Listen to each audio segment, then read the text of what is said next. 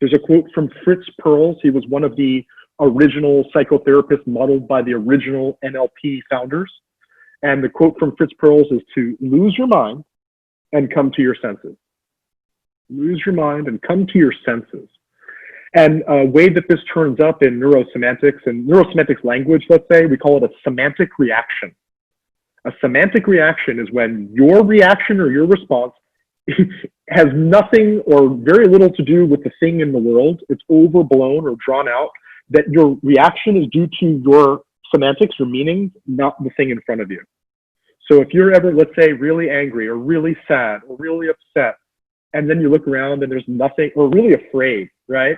And you look around, you're like, I'm at home in my bed. There's nothing to be angry about. There's no one or anything to be sad about. There's nothing to be afraid of. I'm here, the doors are locked, I'm in my bed in the comfort of my own home. Then that's not the world that you're responding to, the outer world, let's say. It's the inner world that's driving that, which is what we were exploring and unpeeling with these meta questions. So again, these meta questions, they go in and up into the deeper levels of the mind, layer upon layer, to explore the frames of mind that drive all emotions and responses. Meta model questions do quite the opposite in many ways. What the meta model questions will do is they take these frames of mind and they bring them down and out to reality. So for example, just a quick example, a meta question like we did tonight is, what do you believe about being organized? What do you believe about being organized? What have you decided about being organized? What's the significance of being organized to you? A meta model question goes down and out is, when you say organized, what specifically are you talking about? What would I see? What would I hear when you're talking about being organized? When you're talking about being organized, are you talking about like organizing a group of people to do a protest? That's being organized, isn't it? Being organized.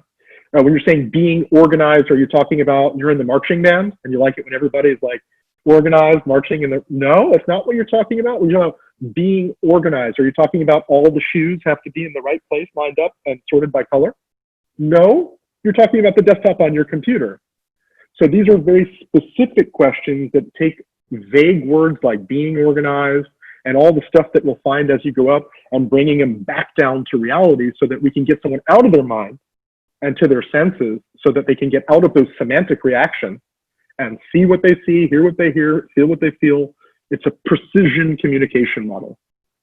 So the meta model will give us precision information.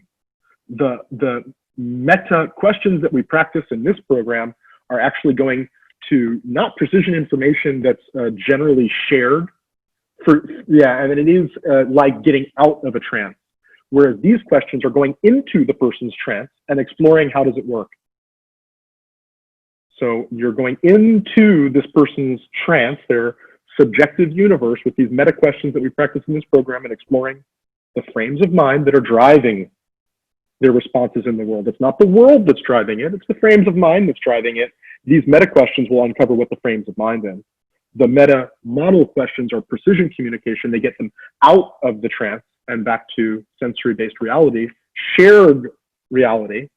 We're all seeing the same stuff, hearing the same stuff, feeling the same stuff, but we don't all believe the same stuff about that. We don't all give the same significance or meaning or values. We don't have the same intentions or goals or outcomes. We don't have the same memories or imagination. So again, the meta questions go in and up. The meta model goes down and out. And that's the distinction here. The article here goes a little bit more into depth and ties it in also with the Milton model, another linguistic model of NLP that we'll be covering by the end of this year in this program. So really cool question.